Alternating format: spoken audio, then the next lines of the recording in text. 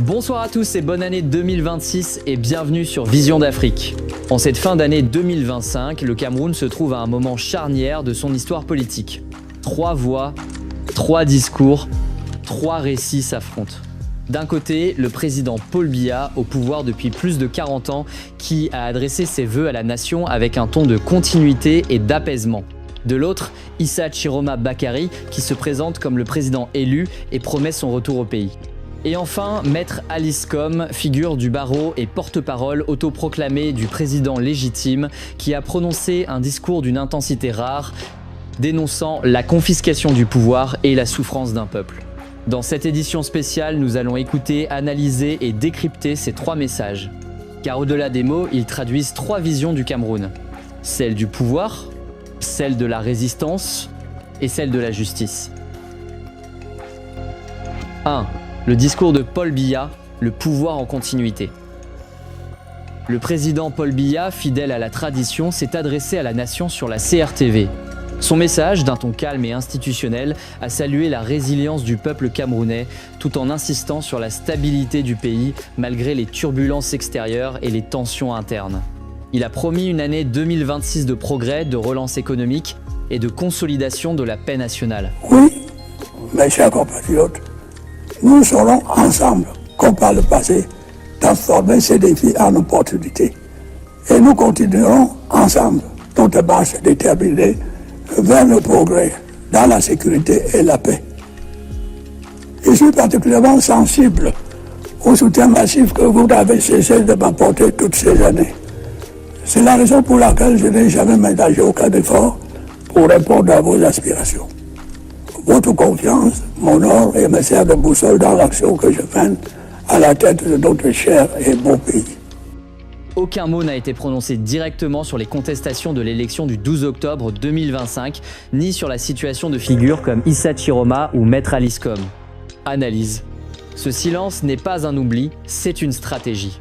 Paul Biya cherche à imposer l'idée que le pouvoir reste maître du récit national. En ignorant la contestation, il renforce la perception que l'État est stable, que rien n'a changé, que les institutions fonctionnent. C'est le langage de la longévité politique. Je reste, donc le pays tient. Pour beaucoup de Camerounais, cependant, ce message sonne comme un décalage avec la réalité du terrain. Chômage, inflation, coupure d'électricité et désespoir d'une jeunesse sans perspective.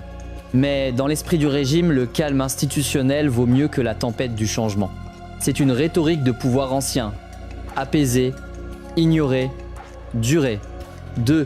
Le discours d'Issa Chiroma Bakary, la promesse du retour.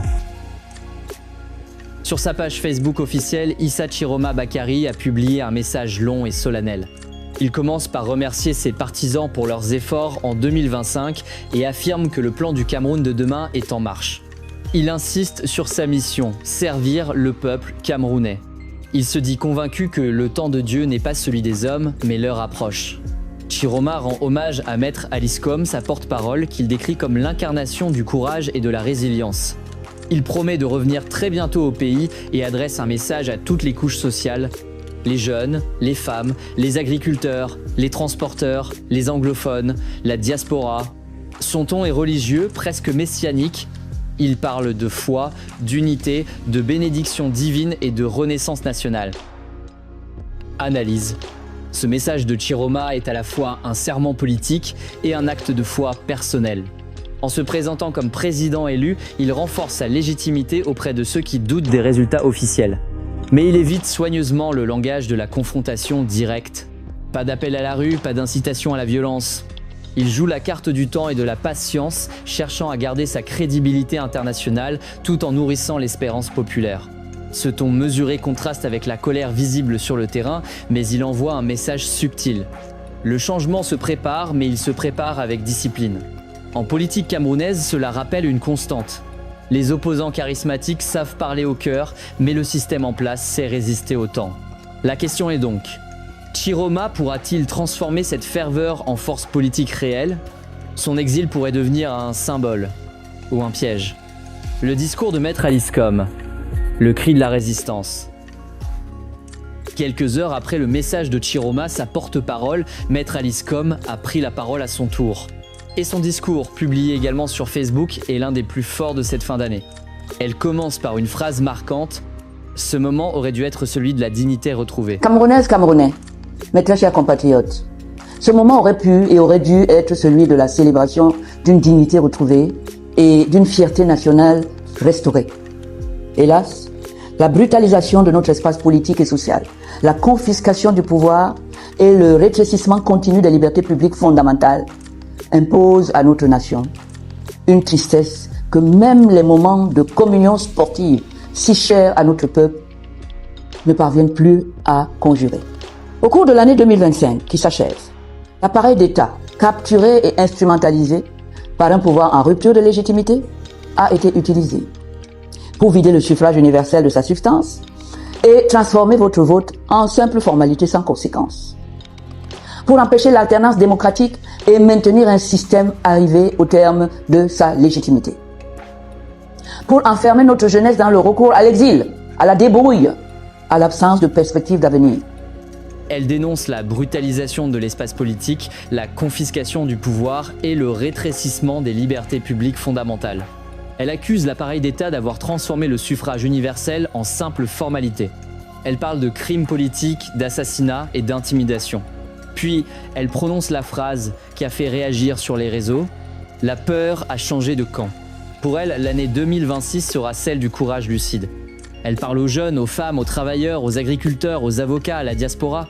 Et surtout, elle promet « Je serai bientôt de retour parmi vous pour assumer pleinement la charge que vous m'avez confiée ».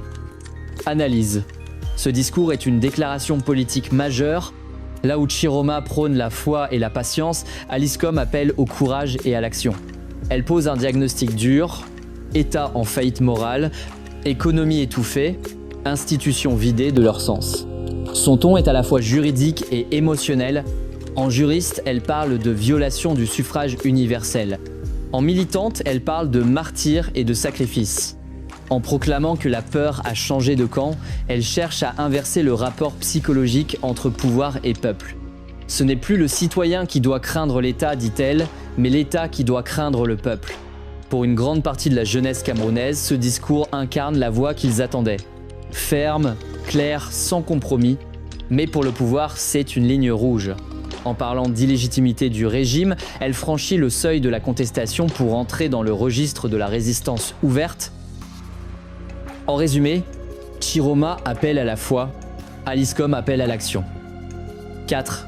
Les deux Camerouns qui se font face. À travers ces trois discours, deux visions s'opposent frontalement. D'un côté, le Cameroun officiel, incarné par Paul Biya, la stabilité, la continuité, l'ordre institutionnel. De l'autre, le Cameroun du changement, représenté par Issa Chiroma et Aliscom, l'espoir, la rupture et la légitimité populaire. Mais il y a aussi un troisième acteur, le peuple, celui qui observe, qui écoute et qui attend. Le peuple camerounais vit au croisement de ces récits. Il entend les promesses de paix d'un côté et les appels au courage de l'autre. Dans cette confrontation, la vérité politique devient floue. Chacun dit incarner la volonté du peuple.